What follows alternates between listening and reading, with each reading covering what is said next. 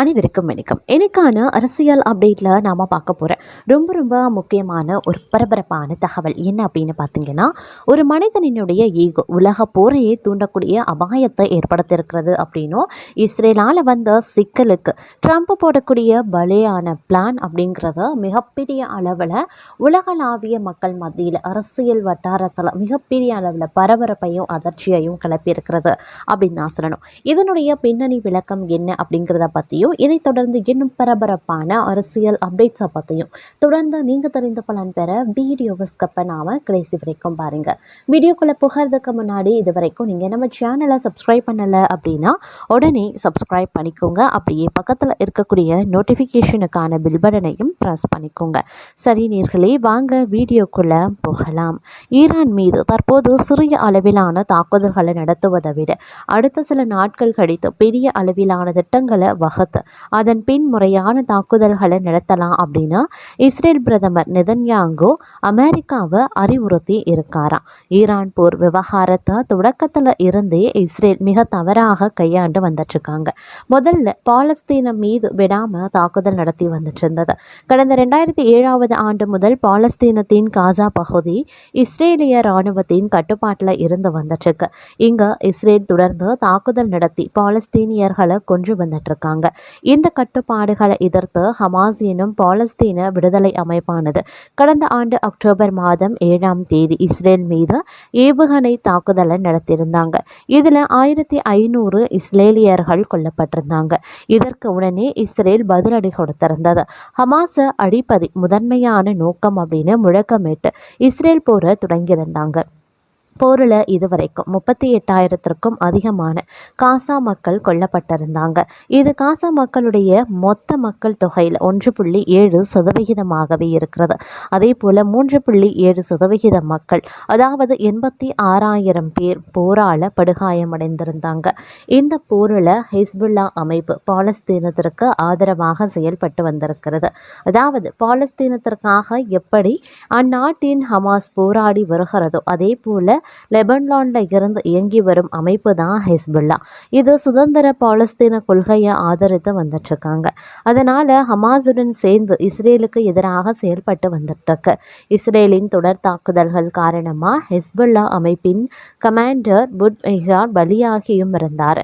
இதற்கு அடுத்த நாள் ஈரான் நாட்டில் வைத்த ஹமாஸ் தலைவர் இஸ்மாயில் ஹனியேவை இஸ்ரேல் போட்டு தள்ளியிருந்தாங்க.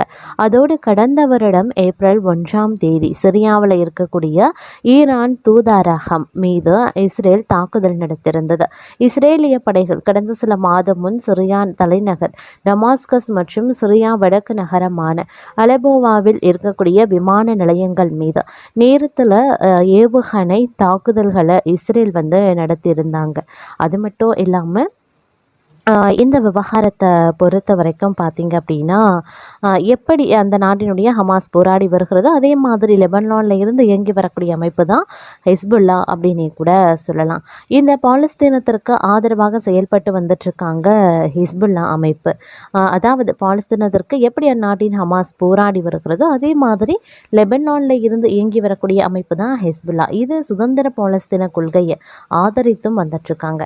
அதனால் ஹமாஸுடன் சேர்ந்து இஸ்ரேலுக்கு எதிராக செயல்பட்டு வந்துட்டுருக்கு. இஸ்ரேலின் தொடர் தாக்குதல்கள் காரணமாக ஹிஸ்புல்லா அமைப்பின் கமாண்டர் பார்த்தீங்கன்னா பலியாகி இருந்தார். அதோடு கடந்த வருடம் பார்த்தீங்கன்னா ஏப்ரல் 1ஆம் தேதி சிரியாவில் இருக்கக்கூடிய ஈரான் தூதரகம் மீது இஸ்ரேல் தாக்குதலையும் நடத்தியிருந்தாங்க. இஸ்ரேலிய படைகள் கடந்த சில மாதம் முன்பு சிரியா தலைநகர் டமாஸ்கஸ் மற்றும் சிரியா வடக்கு நகரமான அலெப்போவில் இருக்கக்கூடிய விமான நிலையங்கள் மீது ஏவுகணை தாக்குதல்களையும் நடத்தியிருந்தது. அது மட்டும் இல்லாமல் ஈரானிய இராணுவ தளபதிகள் டமாஸ்கஸில் இருக்கக்கூடிய ஈரானின் தூதரக வளாகத்திற்குள்ள ஒரு உயர்மட்ட கூட்டத்தை கொட்டுவது பாதுகாப்பானது அப்படின்னு நினைத்து அங்கே கூட்டமும் நடத்தி கொண்டிருந்தாங்க. சர்வதேச விதிமுறைகளின்படி தூதரகங்களை தாக்கக்கூடாது. இதனால் அங்கே ஈரான் இராணுவ அதிகாரிகளின் கூட்டம் நடந்திருக்கு. ஆனால் சர்வதேச UN விதிகளை மீறி தூதரக வளாகத்தின் மீது வான்வழி தாக்குதலில் இஸ்ரேல் ஈடுபட்டிருந்தாங்க. இதில் 7 ஈரானிய அதிகாரிகள் கொல்லப்பட்டிருந்தாங்க. ஈரானின் உயர்மட்ட இராணுவ அதிகாரிகளின் ஒருவரான பிரிகேடியர் ஜெனரல் முகமது ரேசா கொல்லப்பட்டும் இருந்தார். இவர் புரட்சிகர காவல் படையினுடைய மூத்த தளபதி அப்படின்னே சொல்லலாம். இஸ்ரேல் கடந்த சில வாரங்களாகவே ஈரான் ஆதரவு அமைப்பான ஹிஸ்புல்லா மீது பல்வேறு தாக்குதல்களை நடத்தியிருந்தாங்க.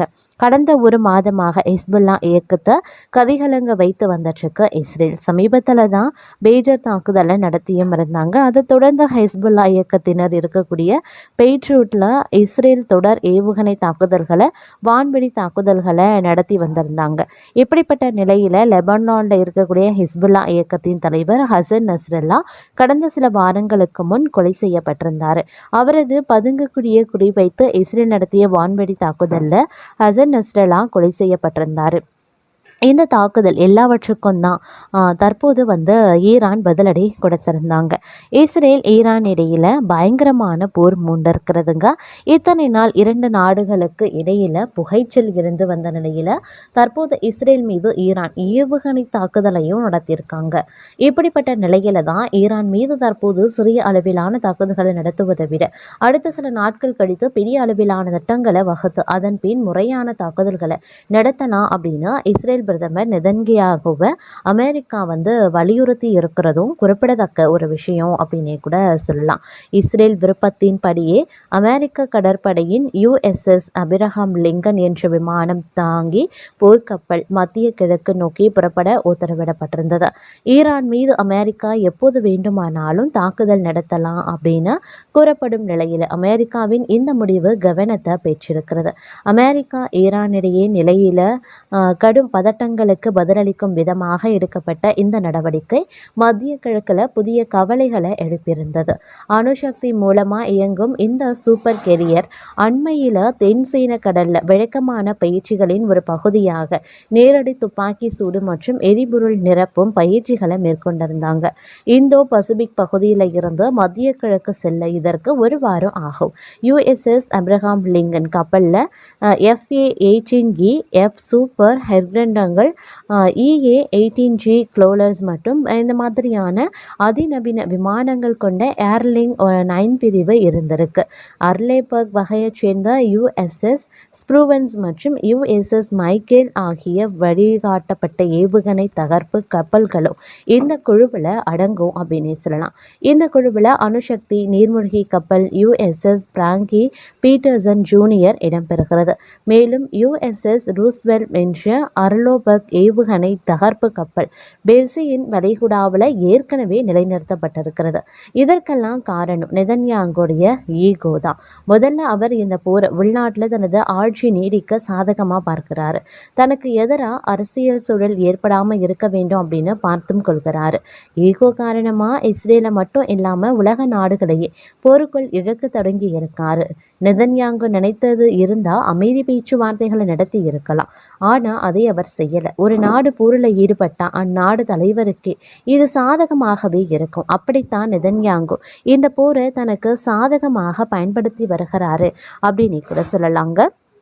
அது மட்டும் இல்லாமல் ஈரானினுடைய இந்த முடிவு அப்படிங்கிறது மிகப்பெரிய அளவில் தாக்கத்தையும் ஏற்படுத்தி இருக்கிறது.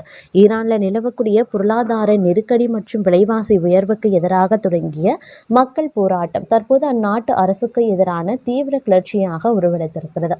இந்த சூழலில் அமெரிக்க அதிபர் டொனால்ட் ட்ரம்ப் தனது சமூக வலைதள பக்கத்தில் உதவி கொண்டிருக்கிறது அப்படின்னு போராட்டக்காரர்களுக்கு அமெரிக்காவின் முழு ஆதரவு உண்டு என்றும் பதிவிட்டிருந்தார். ஆனால் ட்ரம்பினுடைய இந்த வார்த்தைகளை ஒரு பாதுகாப்பு அரணாக நம்பி பல்லாயிரக்கணக்கான ஈரானியர்கள் துணிச்சலுடன் வீதிகளில் இறங்கி போராடி இருந்தாங்க. ஈரான் அரசு தனது இராணுவ நடவடிக்கையை தீவிரப்படுத்திய போது ட்ரம்ப் திடீரென தனது நிலைப்பாட்டை மாற்றிக்கொண்டு ஈரான் அரசு கொலைகளை நிறுத்துவதாக உறுதியளித்திருக்கிறதுனால அமெரிக்க இராணுவ ரீதியாக தலையிடாது அப்படின்னு அறிவித்திருந்தார். அதிபர் ட்ரம்பின் இந்த திடீர் பின்வாங்கல் ஈரானிய போராட்டக்காரர்களிடையே பெரும் ஆத்திரத்தையும் ஏமாற்றத்தையும் ஏற்படுத்தியிருந்தது. ட்ரம்ப் எங்களை பகடக்காயாக பயன்படுத்திவிட்டு தற்போது நட்டாற்றில் விட்டுவிட்டார் என்று தெஹ்ரான் நகரைச் சேர்ந்த போராட்டக்காரர்கள் வேதனையுடன் தெரிவித்தும் இருந்தாங்க. அது மட்டும் இல்லாமல் தற்போது இந்த விவகாரம் ட்ரம்பின் வெற்று வாக்குறுதிகளை நம்பி வீதிக்கு வந்ததாலேயே இதுவரை 5000த்திற்கும் மேற்பட்டோர் உயிரிழந்ததாகவும் இந்த மரணங்களுக்கு ட்ரம்பே முழு பொறுப்பு என்றும் அவர்கள் குற்றம் சாட்டியிருக்காங்க. ஈரானிய அதிகாரிகள் சிலரின் மரண தண்டனையை ரத்து செய்ததை ட்ரம்ப் பாராட்டியிருக்கக்கூடிய நிலையில் நிலையில் தங்களை ஆபத்தான சூழலில் கைவிட்ட ட்ரம்ப் ஒரு துரோகி என ஈரான் மக்கள் சமூக வலைதளங்களில் கடுமையாக சாடியும் வந்துட்டு இருக்கிறதும் குறிப்பிடத்தக்க ஒரு விஷயம் அப்படின்னு தாங்க சொல்லணும்.